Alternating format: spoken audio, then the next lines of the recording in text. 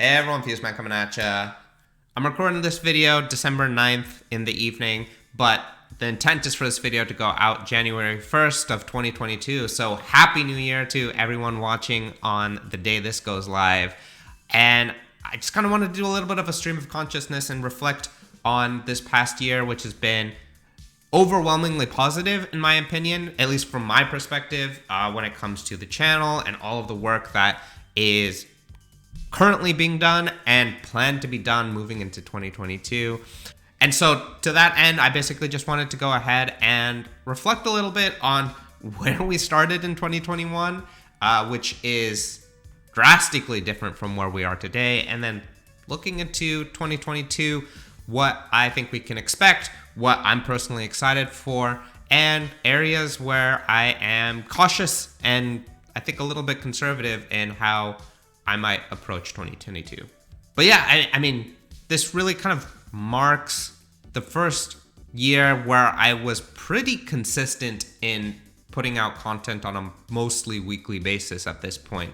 And quite frankly, even at the time this video goes live, I have several weeks worth of content planned, which I can't wait to share. And I think it's some really amazing pieces of content and learnings that will, again, tie nicely into everything that we've been doing associated with the channel. But looking at just the past videos, right, when I started basically looking back at what I published, we started with multiplayer back in January 15, 2021, looking at Edge Multiplay, which is some of the work that I was doing with the company I work for, Mobile Edge X, and just showing how to use that and thinking about the multiplayer process.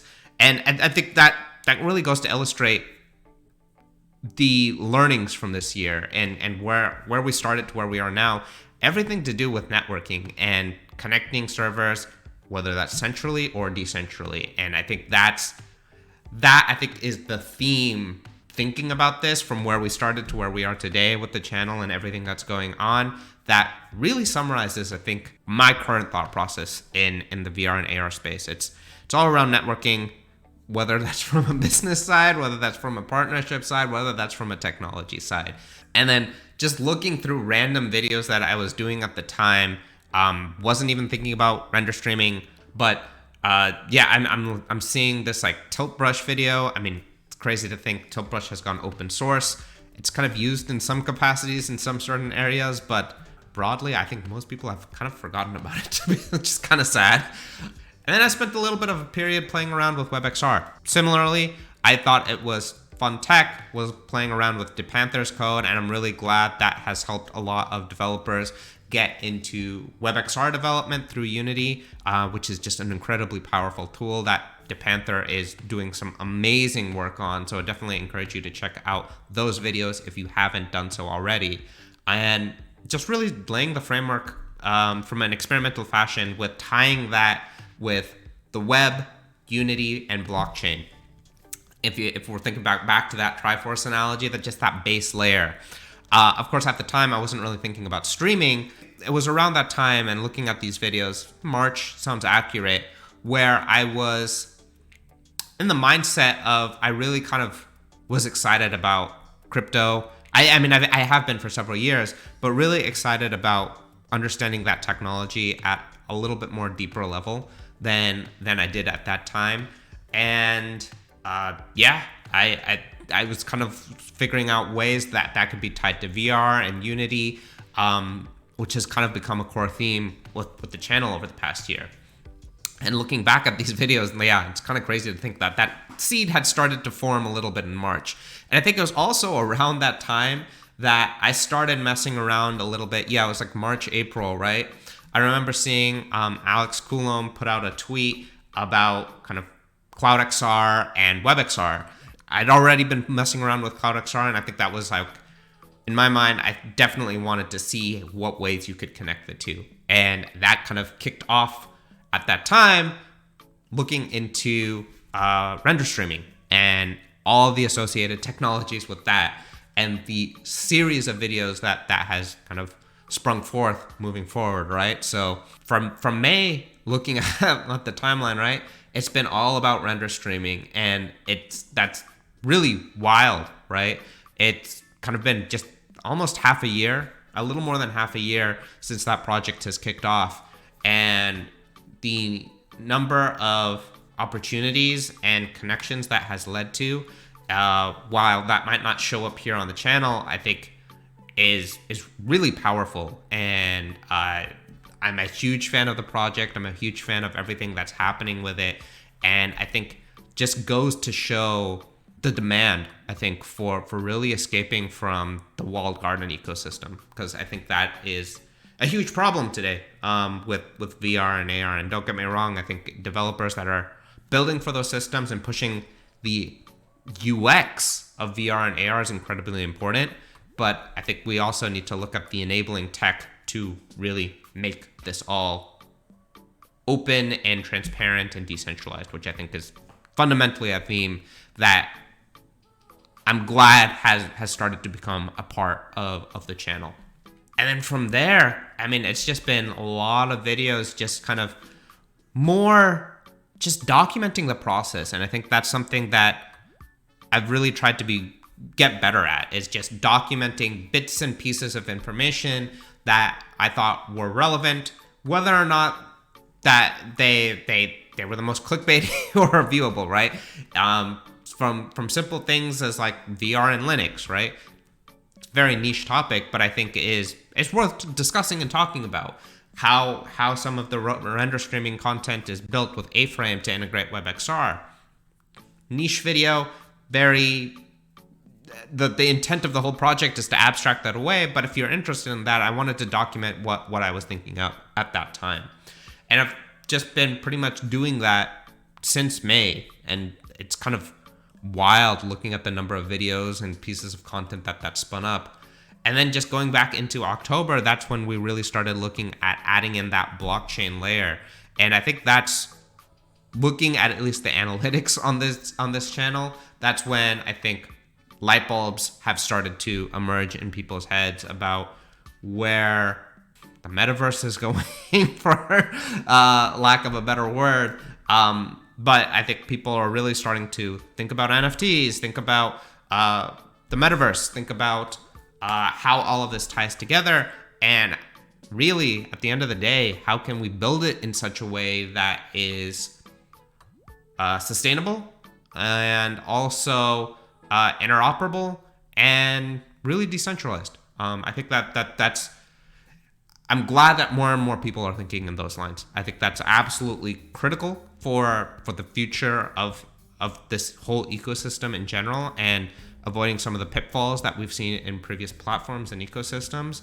And I'm glad that is kicking off a lot more thought in that realm.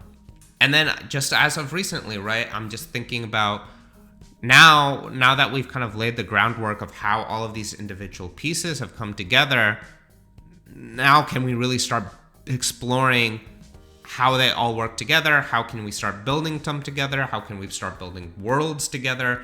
And now I think that ties into my thought process for 2022 is at least how it's about interoperability, connectability, talking about that chains video we just recently did, bridging, creating those bridges and ties.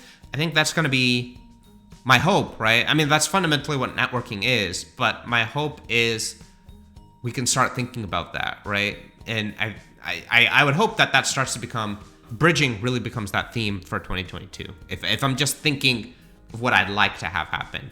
And I mean that in more than one way. I mean that both from a technology perspective, but then also from a macro political perspective. I think generally speaking, we need a lot more bridges and communication among people to hopefully just prevent a lot of misunderstandings and miscommunication. And so if I had an ideal that I would want to work towards for this year, at the time this video goes live, it's around bridging, right? Making things interoperable, and I think helping the ecosystem in that regard. And I'm excited to see how that unfolds moving into 2022. I think there's a lot of work, of course, that needs to happen in order to align people with various different interests and incentives, but that challenge always exists when you're talking about different peoples and different communities. So that's I think looking forward, something that I think I'm definitely looking into. I think from a cautious perspective, conservative perspective, right? I mean, when I look at things at a macroeconomic level, to be honest, I think the world is in a pretty bad shape. And that's putting that in the mildest way possible. And so I really think that in that sense, while we're working to build bridges, you also have to be a little bit selfish in making sure you take care of yourself. And I think especially we're still at that phase of VR, we're still at that phase of blockchain, we're still at that phase of web, that I think if you don't have a plan for what you want to do in 2 years, you should start thinking about that and at least setting yourself up to have a base in case the worst case scenarios tend to happen. I mean, as far as COVID, as far as the economy, I don't think we're personally out of the woods just yet. And I think there will be some struggles. So I think there will be some real challenges and struggles that happen through 2022. But I think that's an opportunity also to be strong collectively as a community, and be supportive of everyone. But I say that thinking that now is a time to really start thinking 2 steps ahead. Don't expect everything magically to happen in 2022, because it's not. I don't foresee that happening. Everything that I've been doing with render streaming and blockchain and crypto has always been for a 2-year timeline. And I think 2022 is that the goal being really to push things very close to start meeting those deadlines and getting things hopefully scalable and production ready. And we'll see how that progresses. I think there's definitely a lot of work that needs to happen. But I'm optimistic. I think that's how I would summarize it. And the last thing I'll leave on is I'm definitely seeing a lot of requests when it comes to Unity and blockchain development, and I hear that over on Discord, which I should, if you've gotten this far in the video, if you haven't joined our Discord, definitely encourage you to do so. And I'm definitely seeing those requests, and that's something that I'm seriously considering and trying to figure out, potentially staffing up for how to help the broader ecosystem that is looking to build metaverse worlds, as I guess what I want to call it, that are integrated with NFTs and blockchain. And I totally get that it's not an easy task, but I'm seeing enough demand for it that I think it starts to make sense to start figuring out what's the best way to tackle those problems to help multiple different games, multiple different companies start scaling up and bridging together. So yeah, that's my broad stream of consciousness video for what I've enjoyed over 2021 and reflected on what I'm excited for in 2022. And I think there's a lot to be optimistically cautious about. I think we'll put it that way. And networking and bridging, I think, are going to be key pillars towards that. So let me know if you have any resolutions for your 2022 down in the comments below, or I'd love to hear them over on Discord as well. Otherwise, look forward to the whole Polygon NFTs and ticketing systems that we're going to be taking a look at for the next several sets of videos here on the channel. And as always, thanks so much for watching, and I'll catch you in the next one. It's been FusedVR, and I'm signing out.